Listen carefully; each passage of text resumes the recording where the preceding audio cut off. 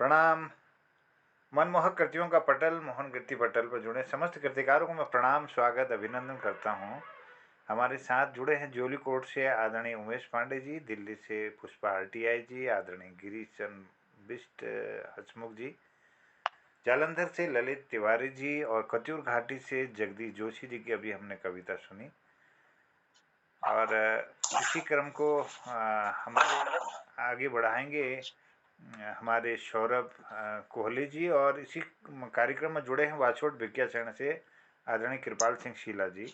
मैं सौरभ कोहली जी को आमंत्रित करते हुए उनसे निवेदन करूंगा कि सुंदर रचना इस पटल पर रखकर हम सबको कृतार्थ करेंगे। अभिनंदन, बहुत बहुत स्वागत। सबसे पहले तो मैं नमस्कार करना चाहूंगा सारे पटल को उपस्थित सभी महानुभाव को। सबने अपनी अपनी प्रस्तुति दी है, बहुत ही अच्छी अच्छी प्रस्तुतियां दी हैं। तो जो आज मेरी प्रस्तुति है, जिसका आज जो नाम है वो है बेटा। वो मतलब मैंने एक बेटे पर लिखी है, एक पुत्र पर, उसके जीवन की एक थोड़ी छोटी सी रचना पर, मतलब किस तरीके से उसका जीवन गुजरता है। तो कुछ संग्रह किया है, कुछ कलेक्शन किया है अपनी लाइनों से, तो आप लोग के सम्मुख रखना चाहूंगा। स्वागत। वो चलता है, बस चलता है, राह के हर मोड़ से गुजरता है। वो चलता है, बस चलता है, राह के हर मोड़ से गुजरता है, मगर उसका काम नहीं है रुकना, उसका काम नहीं है थकना। वो पथरीली राह पर, वो कांटों की सेज पर, उसका दर्द उमड़ आता है, मगर उसका काम नहीं रुकना, उसका काम नहीं थकना।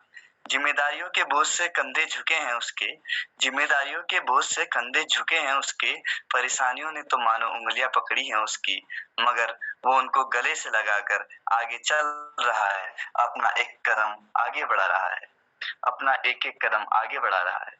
पिता की उम्मीद का एकमात्र सहारा है, अपनी माँ की वो आंखों का तारा है। पिता की उम्मीदों का वो एकमात्र सहारा है, अपनी माँ का वो आंखों का तारा है। हाँ दोस्तों, वो बेटा ही है जो किसी की उम्मीद तो किसी के सपने पूरे करने चला है। वो खुद की फिक्र किए बिना ही रास्ते पर आगे बढ़ा है। वो कठिनाइयों के हर डगर में अकेला ही चला है। उसको भी अपने सपने पूरे करने हैं, इज्जत और ईमानदारी का जीवन भी जीना है। उसको माँ के हर सपने पूरे करने हैं जो उसकी माँ ने आंखों में सजा के रखे हैं। उम्मीद तो पिता को भी बहुत है उससे, उम्मीद तो पिता को भी बहुत है उससे, पर सारे जज्बात ख्वाब उन्होंने दिल में दबा के रखे हैं। सारे जज्बात ख्वाब उन्होंने दिल में दबा के रखे हैं। सारे सपनों को पूरा करने चला है। उसकी ख्वाबों की दुनिया को उसकी ख्वाबों की दुनिया को हकीकत बनाने चला है। वो बेटा ही है जो कठिन परिश्रम से सारी खुशियों को उनसे मिलाने चला है। हाँ दोस्तों, वो बेटा ही है जिसने समंदर की उफनती लहरों के बीच, झुलसती सूरज की किरणों के बीच, वो उड़ाने वाली हवा के झोंके से, राह में मिलने वाली तमाम धोखे से, वो कड़कड़ाने वाली सर्द से, उसके दिल में उमड़ने वाले दर्द से सबको पार करने चला है।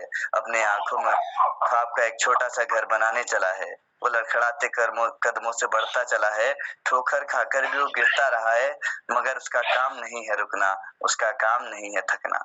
कभी कुदरत के कहर से तो कभी लंबे सफर से, कभी कुदरत के कहर से तो कभी लंबे सफर से हौसले उसके बेशक टूटे होंगे, पर उसने कभी पीछे मुड़कर नहीं देखा। वो अपने सपनों को जीने चला है, वो अपनी खुशियों से मिलने चला है। वो सफल हो या ना हो, ये उसका भाग्य है। यह एक कवि की रचना का छोटा सा काव्य है।